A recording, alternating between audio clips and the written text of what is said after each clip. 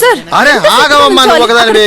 అరే, అమ్మాయి కాదు అబ్బాయి అది సార్ ఆకలిస్తుంది నువ్వు ఇప్పుడు ఏం పని చేసావని నీకు ఆకలిస్తుంది? ముందు తప్పులు రాకుండా టైప్ చేయి.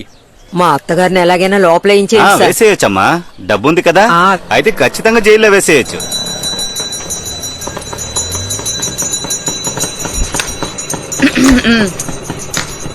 నమస్కారం అమ్మా. తండ్రి వినాయక, ఎటువంటి తీవ్ర